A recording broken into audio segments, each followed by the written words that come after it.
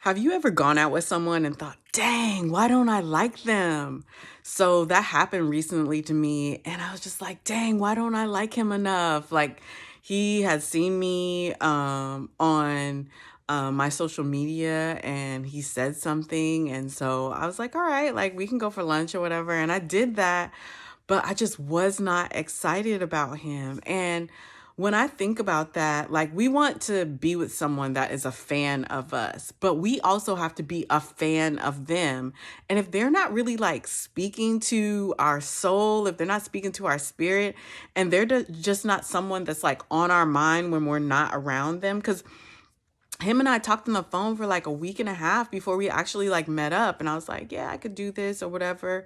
But I also realized how important it is to maybe FaceTime someone that you don't meet in person initially. So, like if you meet them on social media or you meet them on an app or whatever, it's very important to FaceTime them because you kind of just need to see if that energy kind of jumps through the camera, with them. And so we got in front of each other and like I could tell that foundationally we were the same. Like we had a lot of core beliefs were the same, spiritual beliefs, things about family or whatever. But then like getting in front of him, I was just like, I feel like I'm having a meeting with like Mr. Vanilla or like Eeyore. It was just like, "Meh, meh." Like I just was not feeling it. And so I had to like acknowledge that to myself and be like, oh dang, why can't I like him? But I couldn't, and I cannot force myself to do that. Sometimes we force ourselves to just take someone or settle for someone, one because it's like it's that time in our life we feel like, okay, we got the job or we're operating in our purpose or whatever, and we feel like, oh, like it's time to do that. Sometimes we're getting pressure from our friends and our family. Like my grandparents got it real bad. They're like, when's this happening? What's going on? I'm like, I'm trying. Like I'm out there.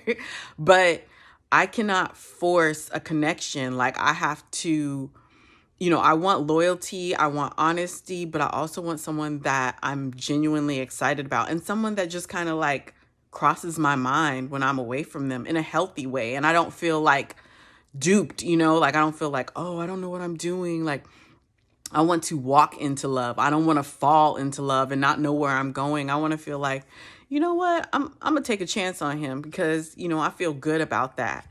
And so I've had to be like really, really honest with myself when I'm like out in the dating market, like dating. And then I've had to, like, when I'm advising people, that you just have to acknowledge like your instincts, your discernment, because it's so, so important, because there's so many people that settle.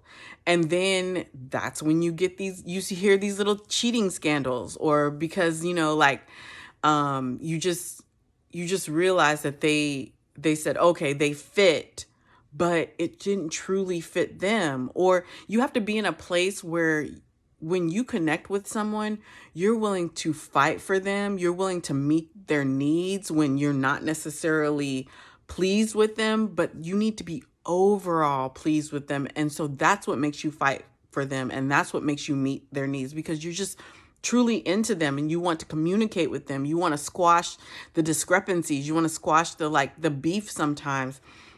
But sometimes you can't do that if you're just kind of like, man, I can't even deal with them today. You're just over them all the time. It's not a good thing. So don't settle. As a single person, do not settle.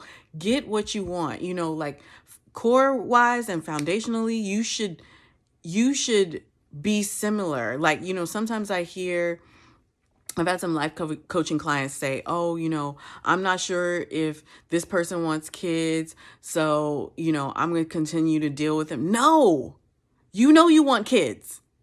Don't continue to deal with them. If they don't know they want kids, don't do that. You should know that you both want the same things.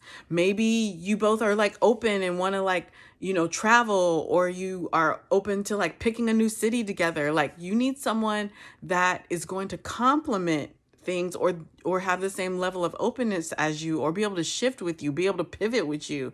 So if this person doesn't quite have the things that you want, like it's okay to walk away. They're a nice person, but maybe they're not the nice person for you. They're a good person, maybe they're not the good person for you. It is okay. Just don't settle. If you know that you're not going to be excited about this person, don't do it. Don't let the pressure of your ovaries, like your ovaries are tingling, or, even guys have like, they don't have a biological clock, but some of them really want to see their offspring soon. And so they're looking for someone to create offspring with. That doesn't mean you just have to like look to the left and pick the next woman. Like, be very intentional about this. And if someone's not going to like meet you intentionally initially, and they're kind of just like, well, I don't know what I want right now, or I'm not really looking to be serious, pass over those people. Don't waste your time. Do not settle, single people. Do not settle.